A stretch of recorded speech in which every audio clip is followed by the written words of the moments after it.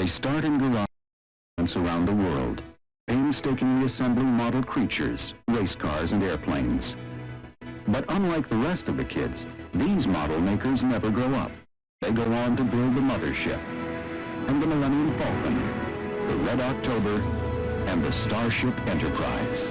Creating the impossible with precision detail, it's the model makers who make the star hardware for the world's most popular films. Their work is usually shrouded with secrecy, but today some of Hollywood's most gifted model makers are going to beam you up for a look at a mile-long space station and a battle scene being created for Star Trek Deep Space Nine. It's the final frontier of special effects, next on Movie Magic.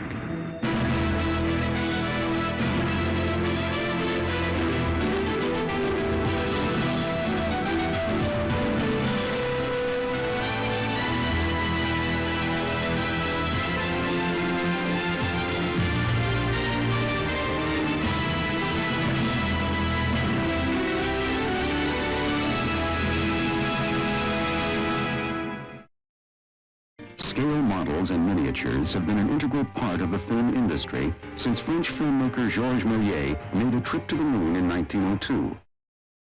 Early miniatures were used to recreate historic events, such as the Battle of Manila Bay, made by Vitagraph at the turn of the century. Back then, effects came from such unexpected sources as the producer's cigars. In the 1920s, German filmmaker Fritz Lang brought model making to new heights in his groundbreaking science fiction epic, Metropolis. This landmark film took almost 2 years to complete. It's been said that it required some 5,000 feet of miniature roadways and skyscrapers, costing half of the film's then outrageous budget of $2 million.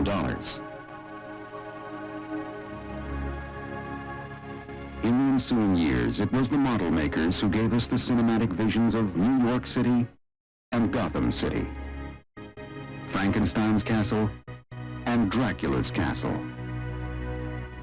the Hindenburg and the Nautilus, the Terminator, the Ghostbusters Marshmallow Man, and one of the most famous models of all time, the Starship Enterprise. The original Enterprise was conceived by Star Trek creator Gene Roddenberry and the effects team supervised by Howard Anderson Jr. With Matt Jeffries designing the Enterprise, it took probably 3 months of working with Dick Dayton to evolve the materials and how to build the Enterprise. I built the model out of wood for Gene's approval. And once he saw it, he made some changes, and from that point on, I made the large model, which was 4 times the size of the smaller one, and we're talking about the large one being 12 feet long, give or take a few inches. When Star Trek The Next Generation exploded on the scene in 1987, effects supervisor Rob Legato was called in to create the effects for the updated version of the classic series. Legato and fellow supervisor Dan Curry manned the bridge for the first 5 seasons of The Next Generation. Their spectacular work on that series earned them Emmy Awards in 1992. One of the biggest challenges working on Star Trek is you have no idea what's going to come up in the next week, so you don't get a chance to plan and come up with these great ways of doing things. You have to do it off the, on the cuff. And the hard part is sometimes it's extremely challenging, and would you rather spend 2 weeks designing it or 3 weeks designing it, you have a couple hours because they want a budget by noon. Before Star Trek, Legato honed his skills making commercials like this one with the renowned Robert Abel and Associates. Shots involving models have always been his specialty. The great thing about shooting models is, as opposed to happy accident, a light can hit something a particular way, and you take advantage of that. And in computers, you don't necessarily do that. You have to plan for that accident. Now, with Star Trek Deep Space Nine, Rob is faced with an entirely new set of challenges. It will require some of the most elaborate models and miniatures ever built for television. By far the most important model in the series is the Deep Space Nine space station. A mile-long outpost at the furthest reaches of Federation space, the space station was conceived by production designer Herman Zimmerman and executive producers Michael Piller and Rick Berman. Supervising the construction and filming of the model is effects producer Legato, who must plan and execute every effect sequence in the show. Once they showed me what it is they wanted to do, then we got into practicality of it and how big something like that needs to be, what we actually will make, and what's actually needed to get the show done. The man Rob chose to make the space station was Tony Meininger, a multi-talented model maker with a keen eye for precision. When we first approached Tony about the model, the keyword was getting as much detail and as many small lights on the ship as possible to make it look absolutely enormous. Tony sets to work with his versatile team of model makers.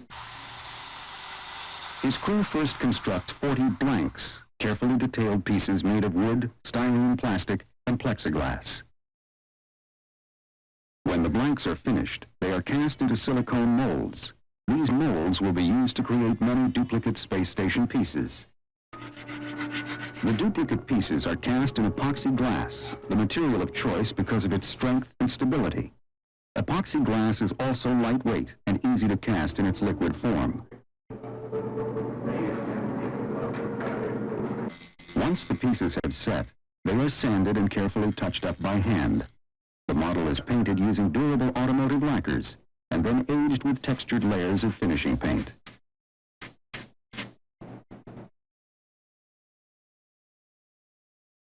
In its final construction phase, custom manufactured neon tubing is placed inside the model sections to generate the station's interior lighting. Like that, if you look where I'm looking, then you're looking from above, look from mine so you don't see the bulb. So are these ever going to get pulled out? I guess not. No, they're permanent. More than 1,000 fiber optic strands are added to carry the illumination to the windows. You can see there's lots of little holes in here. Those will get drilled out a little larger, and then the fiber optic filament will be put in there. Neon illuminates the fiber optic so that you see the glow on the outside of the ship. May I get to look at the instruction booklet? Made from some 2,000 individual pieces, the space station is durable yet surprisingly lightweight. Because of its hollow steel frame and epoxy exterior, the entire model weighs only 100 pounds. When the space station is finally completed, it is taken from the model shop to Image G, an effects studio in Hollywood, where it will be powered up and filmed. The first time the station got plugged in, it was terrifying. It was beautiful. It was, everything that we wanted creatively on the station, except that it was enormous. And I looked at my list of 86 shots that I have to do with this station and just got a knot in my stomach. It's like, how am I going to pull all this off? Hey, you think we get that to work, Eric? The technology that Rob uses is a motion control camera system, which moves smoothly around the model, giving the illusion that the station is flying through space. You actually took what you did last time, the first and second one, and combined them. The first being where you see on the side and underneath. Now, what was that comment again on camera? Just fine to me. Yeah, Harry? Yeah, Gare?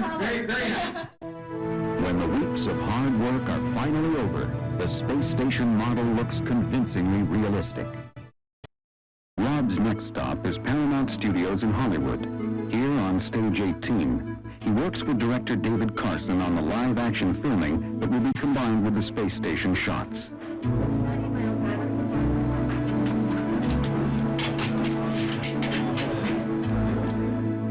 This team also uses a motion control camera system. The key to the system is a computer which controls the movements of the camera. This allows the filmmakers to save any camera move in the computer and repeat it precisely as many times as needed. Where's that? It's working. Marker? After the shot is set up and rehearsed, the actors are brought in and the scene is completed in just a few takes.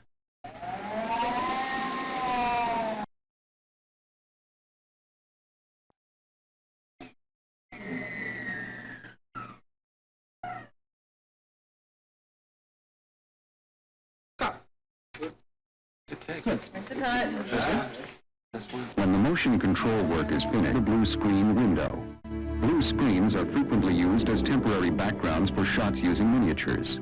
When the filming is complete, the blue is electronically removed and replaced with a shot of the model. The blue screen process helps create a shot of the actors with the space station appearing outside the window.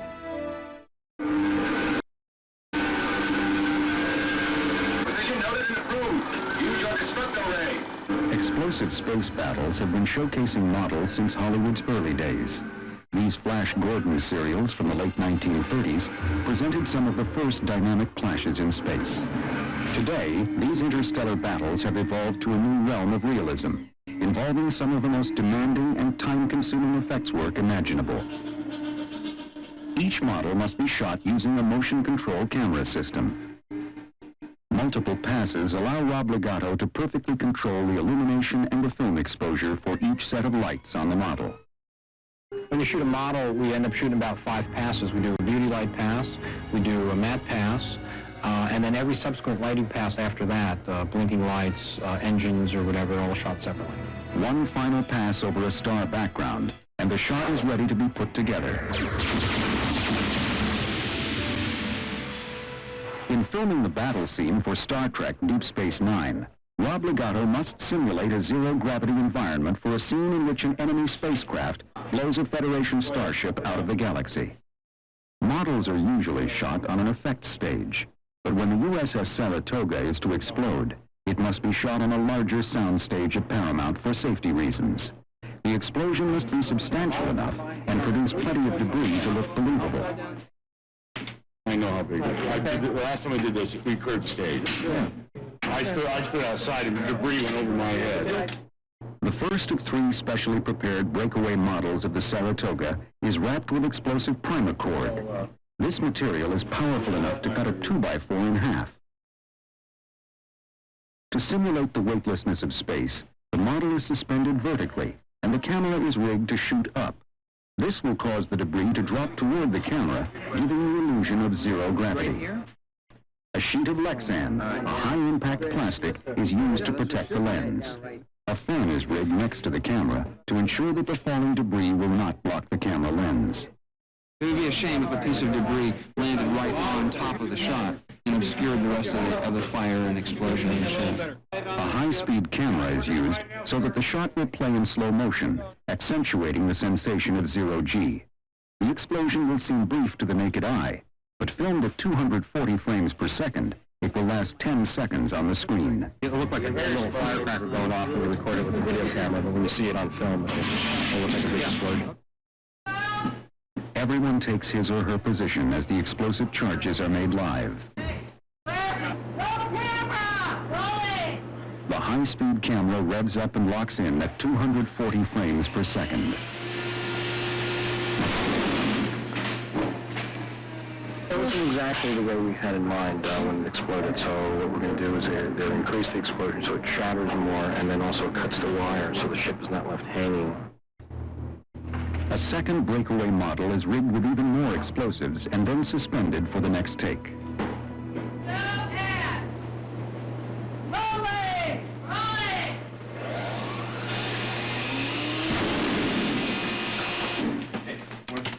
The second explosion is better, but Rob feels he needs one more try. The next take will use the last model, so this will have to be the final attempt. It's a souvenir for a Star Trek convention. We're going to have these autographed and sent out. The final explosion completely destroys the starship. That was great. That was worth waiting for. Usually, for some reason, everything goes in 3s. We're on the 3rd one, and we nailed it. Finally, these effects wizards complete the job, and the results are spectacular. But a futuristic starship is only one of many vehicles brought to the screen by model makers. Often, the most difficult challenge involves creating a miniature version of a full-size vehicle used throughout a film, such as this helicopter in the Sylvester Stallone thriller Cliffhanger.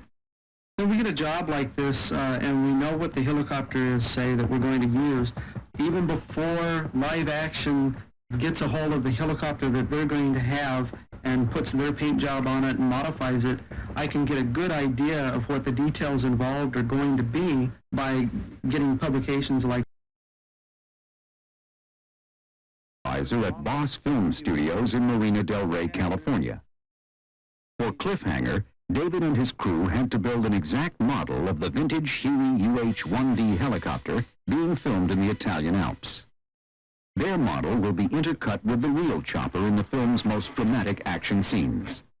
The first step in this creative process involves the storyboards, shot-by-shot illustrations of each scene in the movie.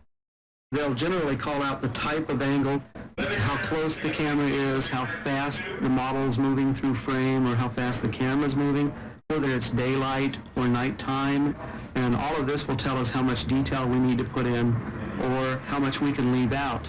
And maybe there's one side of the helicopter that we know is never going to be seen very clearly, so we wouldn't put time into detailing that. We would put the money and the time into the part that's actually going to show up on camera.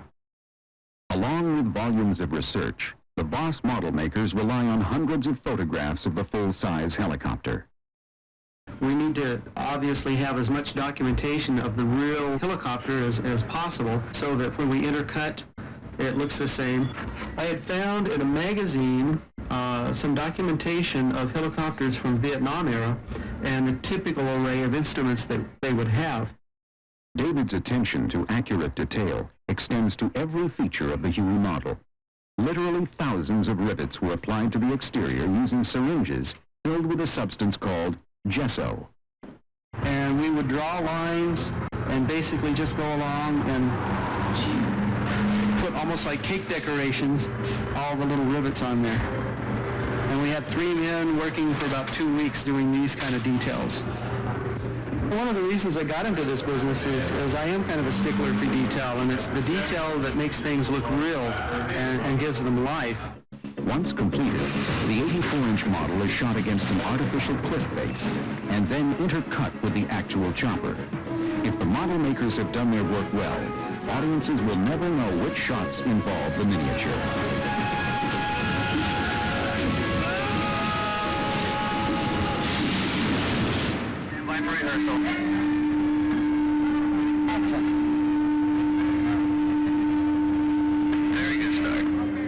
A landscape model involves entirely different concerns than a structural model like a starship or space station. With a landscape, building a believable environment is more important than technical precision. Landscape miniatures are frequently used to create highly stylized locations. These Las Vegas miniatures from Francis Ford Coppola's One from the Heart were constructed on a soundstage where the lighting and camera moves could be carefully controlled. Another important use for miniature landscapes is to create logistically impossible environments, such as these Martian vistas from Total Recall. For Deep Space Nine, Rob Legato needs an uninviting, stormy planet surface.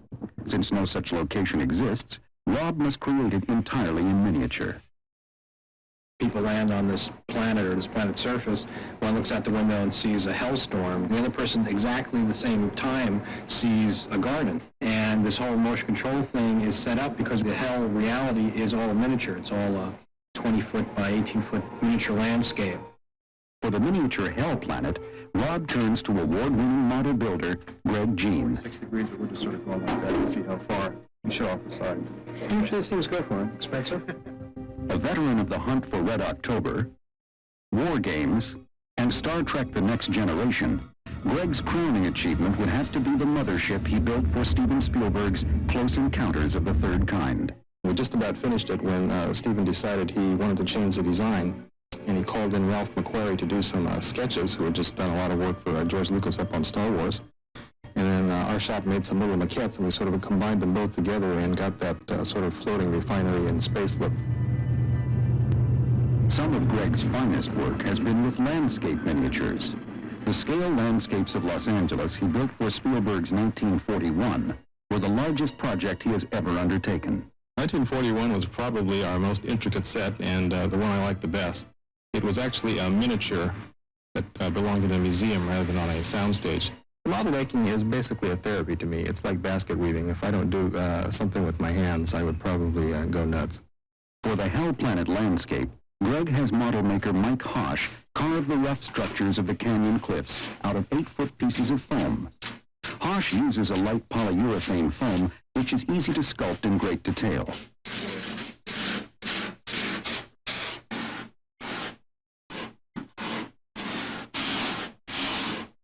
You just have to transfer in Sharpie what areas we cut out so we can just start whacking it out. The canyon floor is first built from a denser, rigid urethane foam in a scaled-down version known as a maquette. Start whacking. Wire brush. The dimensions are later translated to larger pieces of the same material by his team of sculptors. We're going to extend the bases so they drop and show more.